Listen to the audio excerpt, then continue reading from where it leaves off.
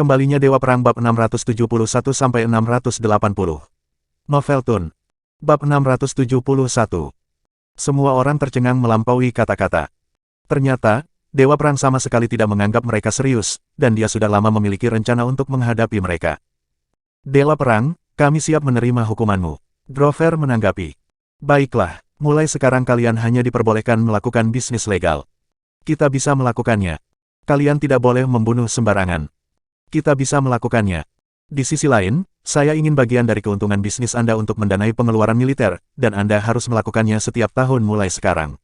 Apakah Anda setuju dengan itu? Aku baik-baik saja dengan itu. Drover setuju tanpa ragu-ragu. Levi melirik Master Seni Bela Diri Serikat dan berkomentar, kalian semua di sini menyalahgunakan bakat kalian dengan menggunakannya untuk menggertak orang yang tidak terlatih secara fisik.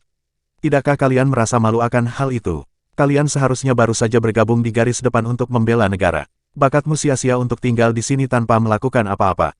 Semua pria di Erudia seharusnya pria dengan semangat gigih yang prioritasnya adalah berkontribusi pada negara.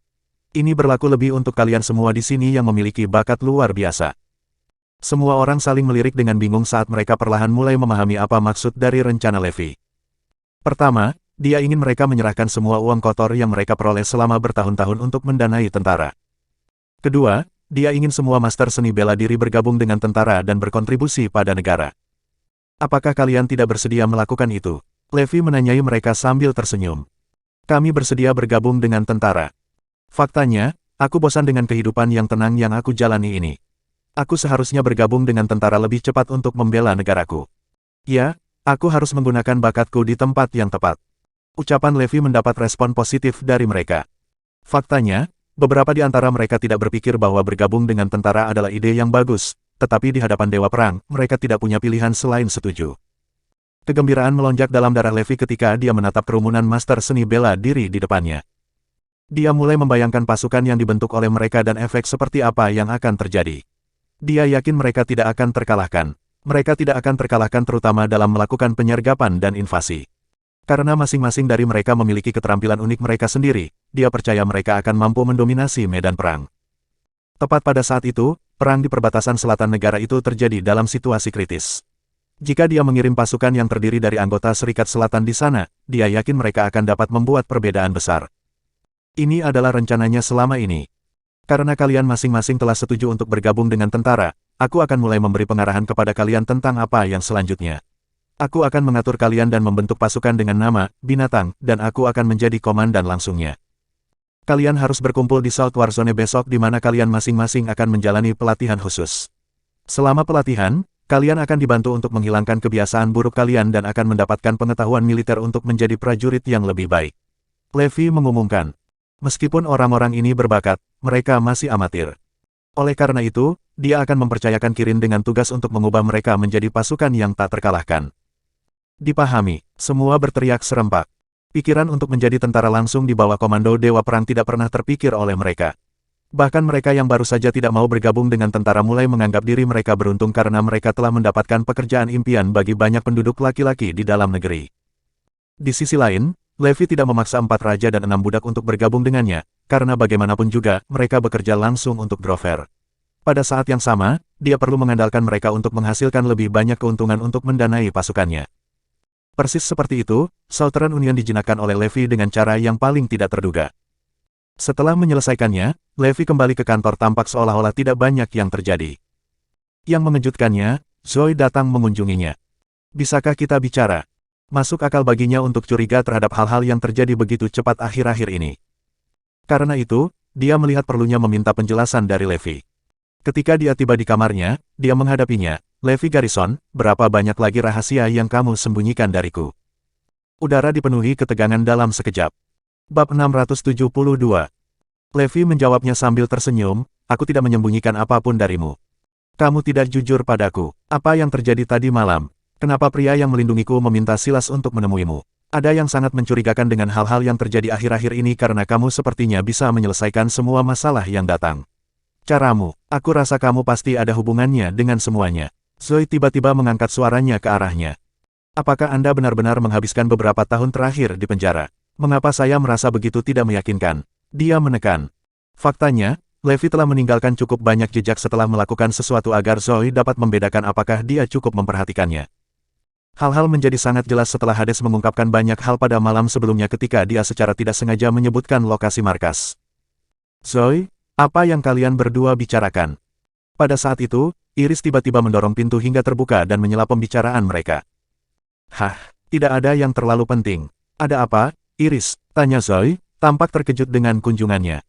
Oh, aku hanya berpikir, karena aku sudah selesai dengan tugas di Northampton, aku akan pindah ke sini di mana semua pekerjaan penting akan dilakukan, jelas Iris. Ngomong-ngomong, ada sesuatu yang penting yang harus aku bagikan denganmu, Zoe. Bos grup Morris akan mengungkapkan dirinya dengan segera tampil di depan umum. Setelah mendengar apa yang dia katakan, Zoe mulai bersemangat juga. Dia sangat penasaran untuk melihat bagaimana pria misterius itu sebenarnya. Tidak hanya itu, dia juga ingin belajar tentang alasan mengapa dia begitu bersedia membantu Levi dan dia dalam banyak kesempatan sebelumnya.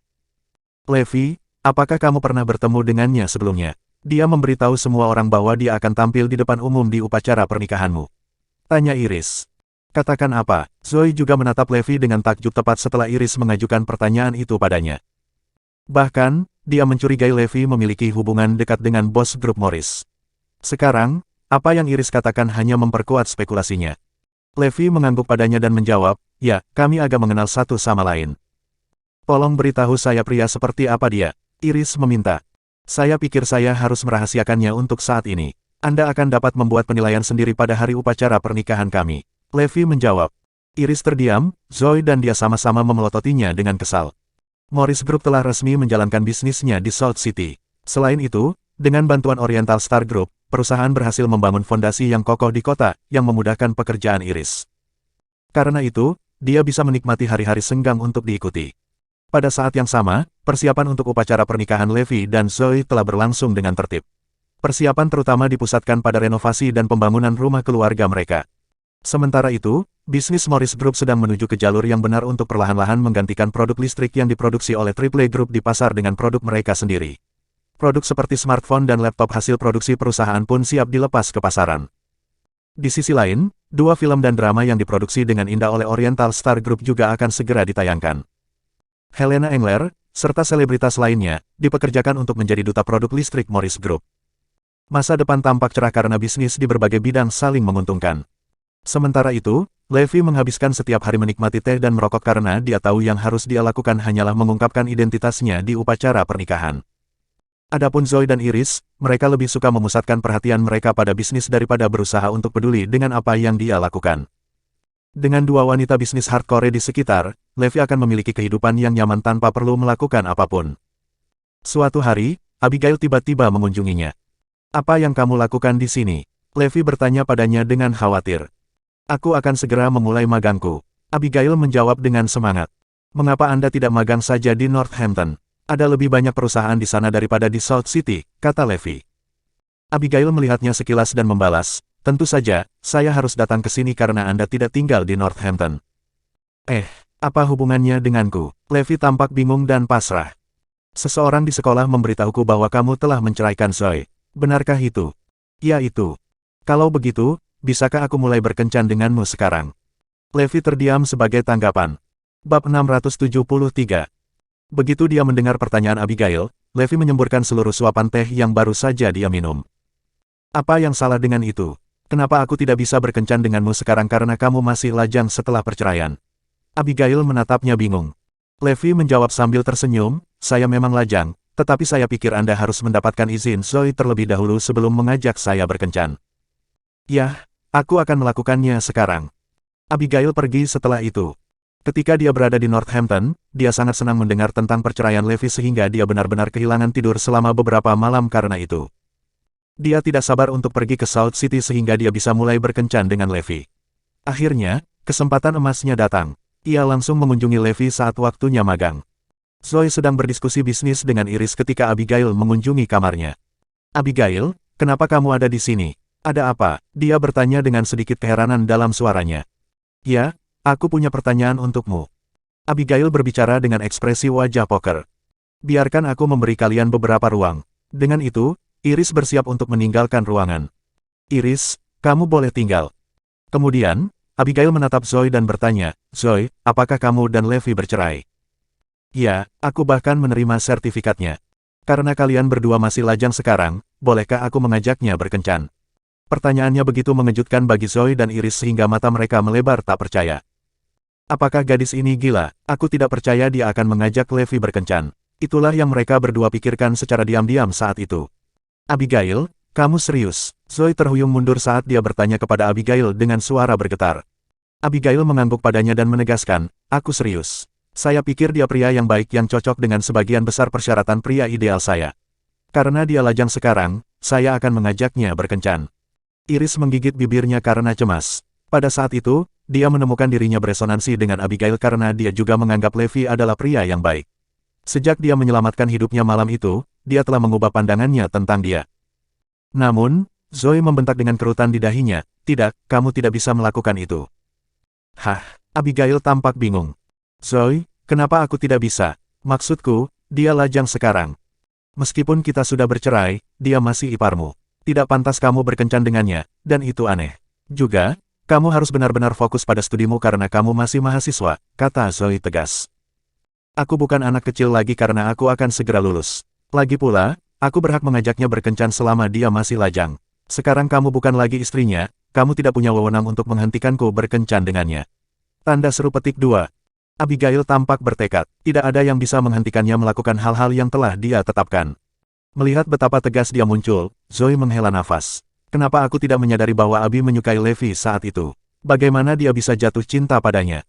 Zoe, aku akan mengajaknya kencan jika kamu tidak bisa memberiku alasan yang sah, Abigail bersumpah. Zoe berjuang untuk menemukan jawaban. Untungnya, Iris datang untuk menyelamatkannya. Abigail, sebenarnya, orang lain dari keluargamu mengajukan gugatan cerai atas nama mereka. Faktanya, Zoe dan Levi masih bersama sekarang, dan mereka akan segera menikah lagi. Faktanya, Levi sedang sibuk mengatur upacara pernikahan untuk adikmu akhir-akhir ini. Artinya mereka tidak saling menceraikan. Katakan apa, saat Abigail mengetahui kebenaran, dia menatap Zoe dengan tatapan tidak percaya. Segalanya menjadi begitu tegang dan canggung sehingga Zoe bahkan takut untuk menatap matanya. Abigail bergegas keluar dari pintu dengan air mata mengalir di wajahnya. Karena kesalahpahaman, keadaan menjadi agak canggung di antara mereka bertiga. Setelah kejadian itu, baik Zoe dan Levi memutuskan untuk tidak keluar dan mencarinya. Namun, sebuah kecelakaan menimpa Abigail saat malam tiba. Bab 674. Setelah pertemuan canggung mereka, Levi dan Zoe tidak keluar dan mencari Abigail, lebih memilih untuk memberinya ruang. Namun, saat malam tiba, masih belum ada kabar dari Abigail. Dia belum kembali ke rumahnya, dan orang-orang di tempat yang biasa dia datangi melaporkan bahwa mereka tidak melihatnya sepanjang hari. Dia seperti menghilang tanpa jejak. Keluarga hitam dilemparkan ke dalam kekacauan. Abigail memberitahu kami bahwa dia akan kembali hari ini. Mengapa dia tidak menjawab teleponnya, dan mengapa tidak ada jejaknya dimanapun? Apakah sesuatu terjadi padanya? Bailey dan Pamela sangat ketakutan hingga menangis. Di samping mereka, Meredith dan Robert berkeringat dingin. Zoe sangat cemas sehingga dia hampir menangis. Ini semua salahku, gumamnya, diam-diam menghukum dirinya sendiri. Dia tidak akan pernah memaafkan dirinya sendiri jika sesuatu benar-benar terjadi pada Abigail. Iris mencoba menenangkannya, ini tidak ada hubungannya denganmu. Tidak ada yang mengira bahwa rasa cinta Abigail pada Levi itu nyata. Zoe mengeluarkan serangkaian desahan menyedihkan. Ketika Levi mengetahui fakta bahwa Abigail hilang, dia segera mengirim anak buahnya untuk mencarinya di seluruh kota. Seluruh kota sedang mencari gadis yang hilang itu. Levi merasa sangat bersalah. Ini tidak akan pernah terjadi jika dia tidak mengirim Abigail untuk mencari Zoe. Bagaimana dia tahu bahwa Abigail benar-benar mencintai dirinya sendiri? Dia benar-benar jatuh cinta padanya. Jika sesuatu terjadi pada Abigail, dia tidak akan pernah bisa memaafkan dirinya sendiri. Tidak diketahui semua orang, Abigail saat ini sedang mabuk sendiri di bar pribadi. Setelah kesedihan dari kejadian hari itu, dia telah mengumpulkan beberapa temannya dari sekolah menengah dan pergi ke bar untuk meminum kesengsaraannya. Setelah minum sepanjang malam, Abigail benar-benar mabuk. Jika bukan karena teman-temannya yang menahannya, dia pasti sudah terbuang sejak lama. Namun, pada saat itu, beberapa mantan teman sekelas datang untuk bergabung dengan kelompok kecil mereka. Mereka semua berotot dan kekar, dan tinggi rata-rata di antara mereka tampaknya kira-kira 1,9 meter. Mereka berada di kelas yang sama dengan Abigail di sekolah menengah dan sekarang belajar di sekolah olahraga. Setelah mendengar bahwa Abigail mabuk sendiri di bar, mereka segera datang. Pemimpin mereka adalah seorang pria bernama Drake Lindon. Dia telah mengembangkan naksir besar pada Abigail di sekolah menengah. Dia telah menjadi pengganggu sekolah saat itu dan telah terbiasa memaksakan dirinya pada gadis manapun yang dia sukai. Namun, dia tidak pernah berani menyentuh Abigail, putri berharga keluarga Black.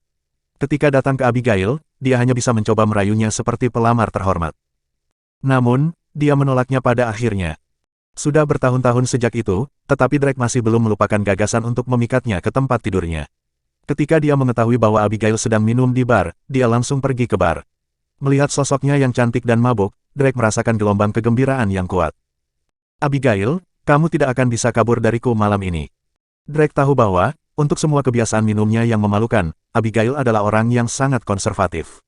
Jika dia membuatnya tidur dengannya, Abigail tidak punya pilihan selain menikahinya. Ketika itu terjadi, Drake akan menjadi menantu Rogers, keluarga paling bergengsi di Northampton, dan keluarga kulit hitam. Memikirkan hal ini membuatnya hampir gila dengan keinginan. Beralih ke Abigail, dia berkata, Abigail, ayo minum sampai mabuk malam ini. Dia menuangkan minuman untuknya. Berusaha sekuat tenaga, gadis-gadis itu tidak bisa menahannya. Yang paling dibutuhkan Abigail sekarang adalah anggur untuk menenggelamkan kesedihannya. Drake berhasil meyakinkannya untuk meminum beberapa gelas anggur lagi sampai dia benar-benar pingsan. Drake sudah memesan kamar hotel sebelumnya. Sekarang, yang perlu dia lakukan hanyalah menemukan cara untuk membawanya ke sana. Sementara itu terjadi di bar, perburuan Abigail Rogers terjadi di South City. Murid-murid dunia bawah dan Serikat Selatan sedang menyisir seluruh kota untuk mencari tanda-tanda gadis yang hilang. Phoenix dan Russell juga bergabung dalam pencarian. Pada saat itu, Levi menerima petunjuk dari Derek. Tuan Garrison, anak buahku telah menemukannya. Dia saat ini berada di Majesty Private Bar. Mendengar ini, Levi langsung menuju Majesty Private Bar. Di bar, Drake sudah bosan menunggu. Mencoba membuat semua orang pergi, dia mengumumkan, kita semua terlalu banyak minum. Semuanya, bawa pulang teman-temanmu dulu. Aku akan mengirim Abigail kembali ke rumahnya. Beberapa gadis mencoba memprotes. Tidak, kami akan mengirimnya kembali ke rumah. Drake melotot marah pada mereka. Mencoba melawanku, bukan, aku sudah bilang aku akan mengirimnya pulang. Gadis-gadis itu hanya bisa menonton tanpa daya saat Drake memimpin Abigail yang mabuk menuju pintu keluar. Tepat ketika Drake hendak menyeretnya keluar dari pintu, seseorang menendang pintu, dan pintu itu terbuka dengan suara keras. Bab 675. Seorang pria berjalan ke dalam ruangan, ekspresi badai di wajahnya. Tanpa sepatah kata pun, Levi berjalan ke Abigail dan menggendongnya sebelum meninggalkan ruangan. Levi telah bertindak begitu cepat sehingga Drake dan kroni-kroninya tidak punya waktu untuk bereaksi sampai dia sudah menghilang dari pintu. Ketika mereka pulih dari keterkejutan mereka segera berlari keluar dari ruangan dan mengejar Levi dan Abigail. Mendekati mereka di halaman depan bar, Drake dan anak buahnya mengepung mereka untuk menghentikan mereka pergi. Drake berteriak, siapa kamu? Menurutmu kemana kamu akan pergi dengan gadis ini? Dia memang sangat marah. Dia sudah mengatur kamar hotel sebelumnya dan berhasil membuat Abigail minum sendiri setelah berusaha keras. Namun, orang asing ini telah mengacaukan rencananya dengan menyeret Abigail tepat di bawah hidungnya. Bagi Drake, ini tidak bisa ditoleransi. Levi tidak terpengaruh. Jangan menguji kesabaranku, dia memperingatkan. Aku sedang tidak dalam suasana hati yang baik sekarang. Dia tidak ingin memulai pertengkaran dengan anak-anak ini. Drake menolak untuk mundur. Katakan siapa kamu, dan turunkan gadis itu, dia mantan teman sekelasku. Para kroninya memelototi Levi, bersiap untuk menyerang. Aku kakak iparnya, dan aku di sini untuk menjemputnya, jawab Levi, benar-benar bingung. Hah, Drake sangat terkejut sehingga dia merasa agak linglung. Pria ini adalah anggota keluarga Abigail. Jika itu benar, tidak mungkin rencana Drake akan berhasil. Namun, dia tidak akan melepaskan kesempatan emas ini dengan mudah. Dia harus berhasil membawa Abigail ke ranjang bersamanya. Dengan bodohnya, Drake berteriak, adik ipar Abigail. Aku belum pernah mendengar tentangmu. Turunkan dia sekarang dan segera pergi dari pandanganku. Levi mencibir, minggir, aku tidak ingin menyakiti kalian. Mendengar ini, Drake tertawa terbahak-bahak. Dia dilatih khusus dalam seni bela diri campuran dan gulat di sekolah. Tidak ada orang yang tidak bisa dia kalahkan dalam pertarungan. Apakah pria ini benar-benar berpikir bahwa dia akan bisa mengalahkannya? Betapa menggelikan. Drake mencoba lagi. Turunkan dia segera. Kita harus menjamin keselamatannya. Yang membuatnya kecewa, Levi mengabaikannya dan berjalan pergi dengan Abigail masih dalam pelukannya. Benar-benar kesal sekarang, Drake meraung pada anak buahnya, kejar dia.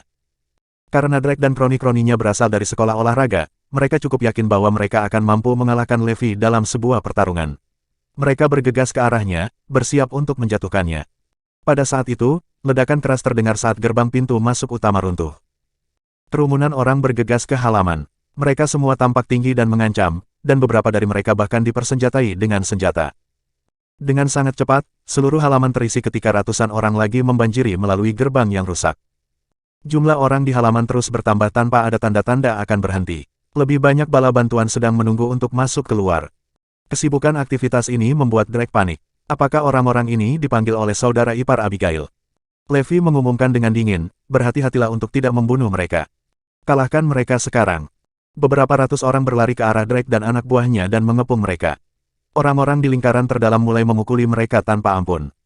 Levi membawa Abigail sepanjang perjalanan pulang, di mana dia dan Zoe mengawasinya sepanjang malam. Keesokan paginya, Zoe pergi sebelum Abigail bangun. Namun, sebelum dia melangkah keluar dari ruangan, dia menginstruksikan Levi untuk tetap tinggal. Kamu harus menjelaskan niatmu padanya. Dia berkata. Dia tidak ingin Abigail melakukan hal konyol lagi.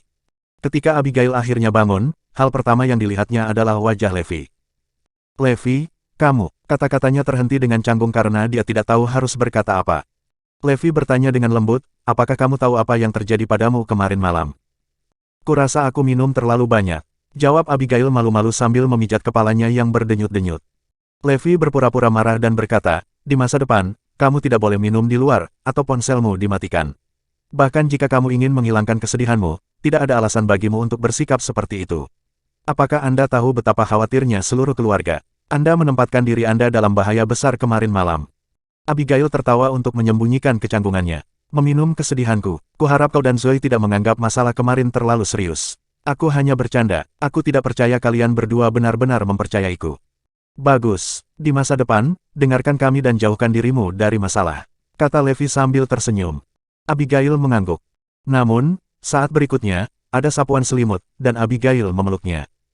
Levi terdiam dan menatapnya tidak percaya. Bab 676. Terlalu takut untuk bergerak, dia tetap diam. Apa yang kamu lakukan? Berhenti bicara, biarkan aku memelukmu selama 10 menit saja. Selama beberapa menit ini, kau milikku.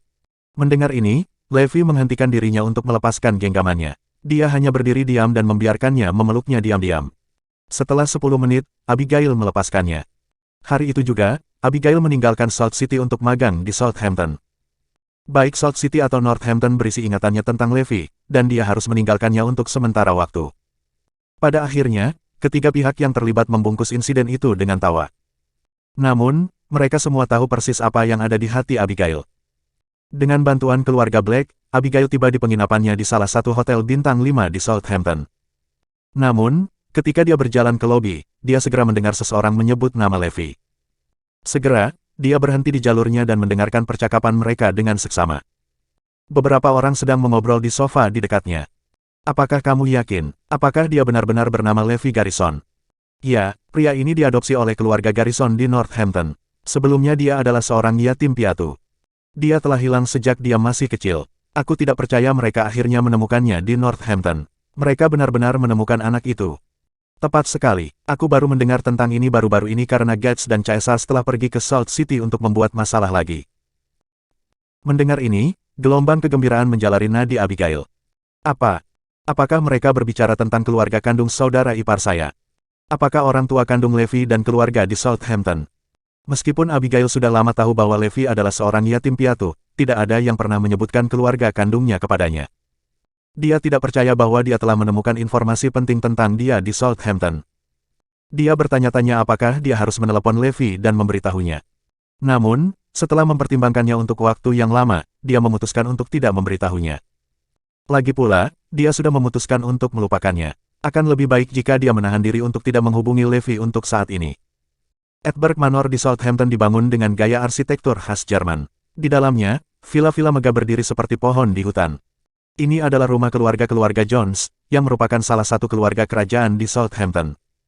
Keluarga Jones adalah salah satu dari sedikit klan yang benar-benar mendapatkan posisi mereka. Mereka jauh lebih kuat daripada keluarga aristokrat rata-rata. Bahkan anggota keluarga Gates harus merendahkan diri di hadapan keluarga Jones. Kekayaan mereka yang sangat besar saja tidak cukup untuk menggambarkan skala besar dari pencapaian dan kekuasaan mereka. Seperti keluarga kerajaan lainnya, keluarga Jones memahami pentingnya memiliki anggota keluarga di setiap sektor masyarakat mulai dari dunia bisnis, politik, hingga militer. Hanya dengan memperluas lingkup pengaruh mereka di masyarakat, mereka dapat mempertahankan posisi kuat mereka untuk generasi yang akan datang. Ketika sampai pada keturunan mereka, segalanya menjadi lebih rumit. Bertekad untuk memastikan proliferasi klan mereka, orang-orang Jones meninggalkan benih mereka kemanapun mereka pergi. Pada saat itu, seseorang berlari ke Edberg Manor, berteriak sambil pergi. Kabar buruk, Tuan Jones, kabar buruk. Kepala keluarga Jones, Michael Jones, duduk di ruang tamu, kakinya disilangkan seperti orang Turki. Dia menyesap teh perlahan, alisnya berkerut berpikir keras. Baru-baru ini, keluarga Jones mengalami masalah yang sulit. Sekuat apapun dia, bahkan Michael tidak dapat menemukan solusi untuk itu. Awan gelap menyelimuti seluruh keluarga Jones saat semua orang bertanya-tanya bagaimana masalah ini akan diselesaikan. Mendengar teriakan keras pria itu, Michael mengerutkan kening tidak setuju. Pengurus rumah tangga di sampingnya mendesis dengan marah, siapa yang membuat keributan seperti itu? Benar-benar memalukan. Sangat cepat, orang itu telah tiba di ruang tamu. Berlutut di depan Michael, dia berkata, Tuan Jones, saya telah menemukan sesuatu yang sangat penting. Michael mendongak dari cangkir tehnya dan menatap langsung ke pria itu. Nah, apa yang kamu temukan? Apakah kamu masih ingat putra Miss Emma, yang dipanggil Levi? Mendengar ini, Michael bangkit dari tempat duduknya. Matanya yang melotot penuh dengan ketidakpercayaan. Benar-benar terkejut, dia bertanya, apa maksudmu dengan putra Emma? Bukankah dia sudah lama mati karena terpapar di jalanan? Bagaimana dia masih hidup? Pria itu menjawab, dia masih hidup. Setelah dia ditinggalkan di jalan-jalan di Northampton, keluarga Garrison membawanya dan membesarkannya sebagai anak mereka sendiri. Ketika saya pergi ke South City untuk menyelidiki konflik antara Gates dan Caesars, saya kebetulan menemukan bahwa dia masih tinggal di sana. Dia masih hidup, Pak. Jadi cucuku masih hidup. Michael bertanya, bingung. Levi Garrison adalah putra Emma Jones. Itu membuat Michael menjadi kakek dari pihak ibu. Kirim orang-orang kita untuk menjemputnya kembali dengan cepat. Bab 677. Mendengar permintaan mendesak Michael, pria itu segera menjawab, mengerti, Tuan Jones. Saya akan mengirim orang-orang kita untuk menemukannya sekarang. Setelah dia pergi, pengurus rumah tangga menghampiri Michael dan berkata, Tuan Jones, jika Levi Garrison benar-benar putra Nona Emma, ada ide yang ingin saya usulkan. Michael segera mengerti kata-katanya. Agak bingung, dia berkata, apakah maksudmu Levi dapat membantu menyelesaikan masalah keluarga kita? Pengurus rumah tangga tersenyum dan berkata, tepat. Jika dia kembali dan mengklaim tempatnya di antara kita, kita bisa membuatnya menerima hukuman atas nama kita. Itu satu masalah besar yang diselesaikan bagi kita. Mendengar ini, Michael juga tersenyum. Bagaimanapun, ada Tuhan. Kebetulan sekali putra Nona Emma muncul tepat saat keluarga kami menghadapi masalah ini. Para dewa pasti mengirimnya untuk membantu kami. Di South City, kehidupan kembali normal bagi Levi dan Zoe setelah Abigail pergi. Namun, ada perasaan tidak nyaman di udara. Suatu hari, Kepala Bagian Keamanan, Seth Wilson, menelepon Levi. Tuan Garrison, ada seseorang yang mencarimu di bawah. Mencari saya, Levi merasa sedikit terkejut. Ketika dia tiba di alun-alun di depan kantornya, Levi menemukan sebuah Rolls-Royce menunggunya. Seth menunjuk ke mobil dan berkata, itu mereka, Tuan Garrison. Pada saat itu, beberapa orang turun dari mobil dan berjalan ke arah mereka. Pemimpinnya, seorang pria parubaya, memandang Levi dan berseru kaget, apakah Anda Tuan Levi Garrison? Ya, itu aku. Levi sangat bingung. Dia sama sekali tidak mengenal orang-orang ini. Apakah kamu akan menjadi anak yatim piatu yang diambil oleh keluarga Garrison? Levi bertanya, ya, ada apa? Menggenggam tangan Levi dengan hangat, pria parubaya itu meneteskan air mata kebahagiaan. Tuan Levi Garrison, kami akhirnya menemukanmu. Kamu mungkin tidak tahu ini, tetapi setelah kamu hilang sebagai seorang anak, keluarga kami tidak berusaha mencarimu. Kami akhirnya menemukanmu hari ini. Ekspresi pria parubaya itu tidak berubah bahkan saat dia berbohong langsung ke wajah Levi. Sebenarnya, mereka mengetahui tentang lokasinya hanya secara kebetulan. Keluarga Jones sama sekali tidak pernah repot-repot mencarinya. Mengingat betapa kuatnya mereka bisa menemukannya dalam sekejap jika mereka mau. Selain itu, Levi sangat terkenal di Northampton. Dia menatap para pria dan mengerutkan kening. Kalian siapa? Tuan Garrison, kami dari keluarga Jones di Southampton. Nama saya Julian Jones. Kepala keluarga saat ini adalah Tuan Michael Jones, kakek kandung Anda. Mendengar ini, Levi membeku kaget. Kata asing itu mengirimkan gelombang kejut yang beriak ke seluruh tubuhnya. Ketika Levi cukup besar untuk mulai mengingat sesuatu, dia sudah menjadi yatim piatu. Saat itu, dia telah bersumpah pada dirinya sendiri bahwa dia tidak akan pernah pergi mencari keluarga kandungnya. Jika mereka cukup kejam untuk meninggalkannya, mengapa dia harus repot-repot memulai hubungan dengan mereka sekarang? Tidak perlu baginya untuk mencari mereka. Dia berjuang untuk kemuliaan keluarga Garrison, dan hidup demi Zoe Lopez. Sejauh menyangkut Levi, dia tidak memiliki orang tua biologis atau keluarga. Sebenarnya, mengingat statusnya di Southampton sekarang, itu akan menjadi hal termudah di dunia bagi Levi untuk mengetahui siapa orang tua kandungnya.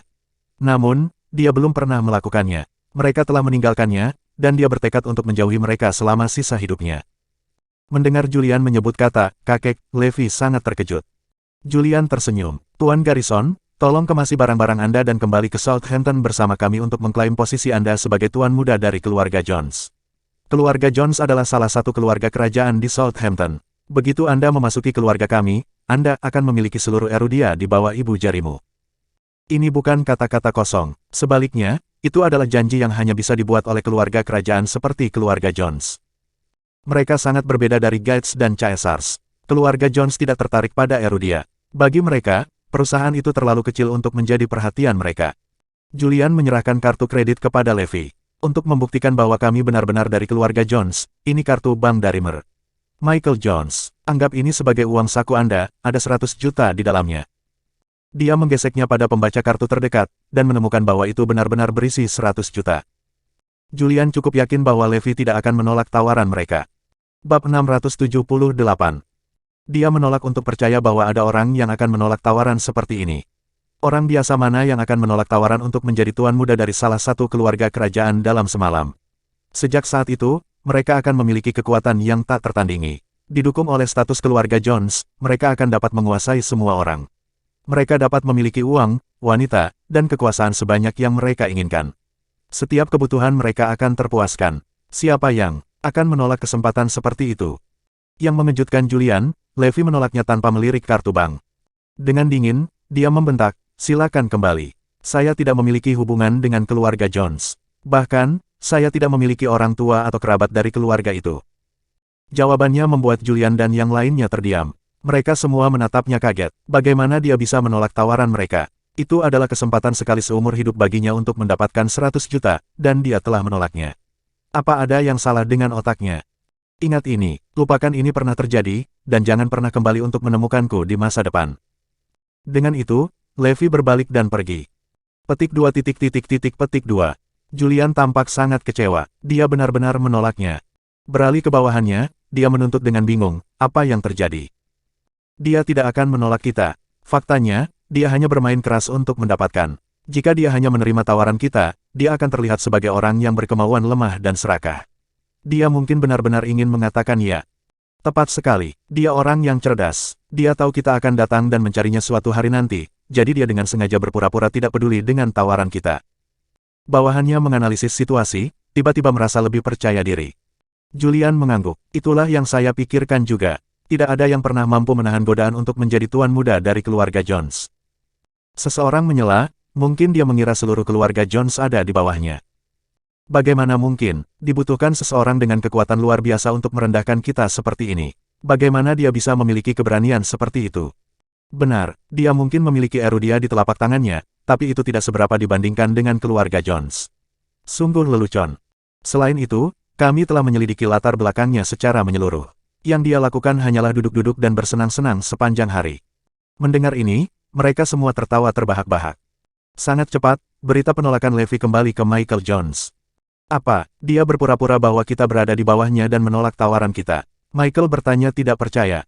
Dengan tawaran uang mereka, Michael mengira mereka memiliki Levi Garrison di dalam tas. Pengurus rumah tangga tertawa, Tuan Jones, dia hanya berpura-pura. Dia mungkin ingin kita mengundangnya beberapa kali lagi. Baiklah, mari kita penuhi keinginannya itu. Bagaimanapun, dia akhirnya menjadi berguna bagi kita. Dengan itu, dia mengumumkan, beritahu semua pria di keluarga ini untuk berkumpul untuk rapat. Dengan cepat, 3 generasi laki-laki keluarga Jones masuk ke ruang tamu. Hanya Michael dan beberapa penatua yang duduk dengan nyaman di kursi. Sisanya tetap berdiri. Semua orang memiliki ekspresi sedih di wajah mereka. Jelas bahwa mereka semua mengkhawatirkan masalah keluarga Jones baru-baru ini. Aku punya sesuatu untuk diumumkan kepada kalian semua. Kami akhirnya menemukan putra Emma yang telah lama hilang. Gumaman terdengar di antara kerumunan. Semua orang menatap Michael dengan kaget. Anak laki-laki yang ditinggalkan oleh Garnison telah ditemukan. Tanya putra tertua Michael, Daniel Jones. Pengurus rumah tangga menjawab, ya, Tuan Jones telah mengirim anak buahnya untuk menjemputnya kembali. Anak-anak lelaki yang lebih muda tertawa terbahak-bahak. Apa gunanya membawa seorang pria tunawisma kembali ke keluarga kita? Dia tidak bisa berkontribusi apa-apa untuk keluarga ini. Michael menggelegar, itu sampah. Jika kita menerimanya kembali ke dalam keluarga kita, dia akan menjadi cucu kandungku. Bukankah dia akan dianggap sebagai pewaris sah keluarga Jones? Semua orang setuju, ya. Michael melanjutkan, karena dia akan menjadi pewaris sah keluarga kami dapat mengirimnya untuk menanggung hukuman atas nama kami. Tidak ada yang bisa mengatakan apapun tentang itu. Ya ampun, apakah itu benar? Bab 679. Semua orang di keluarga Jones sangat gembira. Masalah yang selama ini mengganggu mereka akhirnya akan terselesaikan. Seperti yang selalu dikatakan orang, ketika ada kemauan, ada jalan. Dalam hal ini, mereka telah menemukan cucu Michael Jones. Yang lebih muda sangat bersemangat, sedemikian rupa sehingga mereka hampir berteriak keras. Akhirnya, mereka berhasil menemukan kambing hitam.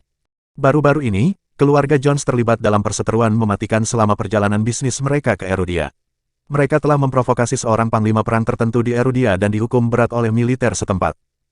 Kompensasinya adalah 50 miliar. Mereka tidak hanya harus mengeluarkan keuntungan dari beberapa proyek, tetapi mereka juga harus mengirim 10 orang dari keluarga Jones ke penjara dengan hukuman 30 tahun. Mereka yang akan dikirim ke penjara pada dasarnya menyerahkan hidup mereka. Kondisi kehidupan di penjara sangat buruk. Para tahanan di sana disiksa setiap hari dan biasanya meninggal beberapa bulan setelah di penjara. Selain harus menjebloskan 10 anggota keluarga ke penjara, syarat lain yang harus mereka penuhi adalah di antara 10 anggota tersebut, 2 di antaranya harus laki-laki dan perempuan yang merupakan keturunan langsung dari keluarga utama. Ini untuk menenangkan panglima perang. Orang-orang yang harus menderita harus berasal dari cabang utama keluarga Jones, sehingga cabang lain dari keluarga tersebut tidak dapat menggantikan mereka. Michael tidak mau membiarkan putra dan cucunya menderita. Dia tidak ingin mereka mati sia-sia. Masing-masing dari mereka adalah masa depan keluarga Jones. Mereka adalah putra dan cucunya yang berharga. Pemikiran patriarki sudah mendarah daging dalam keluarga Jones. Keturunan perempuan sudah diputuskan. Meskipun itu adalah cucu perempuan Michael sendiri, dia tidak ragu mengirimnya ke sana. Namun, dia enggan ketika datang ke keturunan laki-laki. Keluarga Jones telah berjuang dengan masalah ini selama beberapa hari terakhir. Sekarang cucu lain telah muncul, dia bisa menggantikan mereka sebagai kambing hitam. Mereka akhirnya bisa menemukan solusi. Mereka buru-buru bertanya, "Kakek, di mana orang ini? Kita harus segera membawanya." Michael tersenyum dan menjawab, "Kalian semua tidak perlu khawatir tentang ini. Saya sudah mengirim beberapa orang untuk menjemputnya." Putra tertua, Daniel Jones, memiliki pertanyaan sendiri. "Ayah, aku tidak berpikir itu ide yang baik untuk menggunakan Levi sebagai kambing hitam sembarangan. Jika keluarga Garrison tahu, kesalahannya adalah..." "Jangan khawatir tentang itu, dia telah ditinggalkan oleh keluarga Garrison. Kalau tidak, mengapa keluarga Garrison tidak mencarinya sekalipun dalam 20 tahun terakhir? Tidak ada orang seperti itu di silsilah keluarga Garrison. Kami tidak punya untuk mengkhawatirkan apapun." Semua orang merasa lega ketika mereka mendengar jawaban pasti Michael. Masalah keluarga Jones akhirnya terselesaikan. Tidak ada yang bisa mengatakan apa-apa jika cucu Michael, Levi, dikirim ke penjara. "Ayah pasti banyak melakukan perbuatan baik untuk menerima berkat Tuhan seperti ini," kata Daniel sambil tersenyum. "Itu benar. Apakah menurutmu cucu seperti itu akan muncul entah dari mana?" Generasi muda, khususnya, sangat gembira. Beberapa dari mereka berkinerja buruk, sehingga mereka terus-menerus khawatir dipilih menjadi kambing hitam. Dengan munculnya Levi, tidak ada yang akan terjadi pada mereka lagi. Michael membelai janggutnya dan tertawa. "Karena anak ini akan menjadi korban keluarga Jones, kita tidak boleh membiarkan dia pergi dengan sia-sia. Kami akan memenuhi semua keinginannya sampai saat itu. Ayah, jangan khawatir, kami akan mengurusnya." Semua orang di ruangan itu bersemangat. Seluruh keluarga Jones sedang menunggu kedatangan Levi Garrison. Dia tidak tahu bahwa dia sudah dipilih untuk menjadi kambing hitam keluarga Jones. Situasinya jauh lebih buruk dari yang dia bayangkan. Kemunculan kakeknya yang tiba-tiba membuat Levi lengah. "Orang tua, keluarga, kerabat, apakah mereka berhubungan dengan saya? Jika mereka benar-benar peduli padaku, apakah mereka akan meninggalkanku? Jika mereka benar-benar menyesal meninggalkanku, mereka seharusnya sudah menemukanku sejak lama." Bab 680. Sudah hampir 30 tahun, dan tidak ada yang pernah datang mencari saya. Namun sekarang yang disebut kakek ini memutuskan untuk muncul secara tiba-tiba. Dari kelihatannya, keluarga Jones merencanakan sesuatu. Levi adalah orang tua, jadi dia tahu ada sesuatu yang terjadi dengan keluarga Jones secara instan. Segera, panggilan Phoenix datang. "Puan, keluarga Jones di Southampton benar-benar tidak seperti kelihatannya. Mereka telah menyinggung panglima perang Erudia, Elijah. Sekarang, mereka mengharuskan seorang pria dan seorang keturunan perempuan dari cabang keluarga utama untuk dipenjara selama 30 tahun.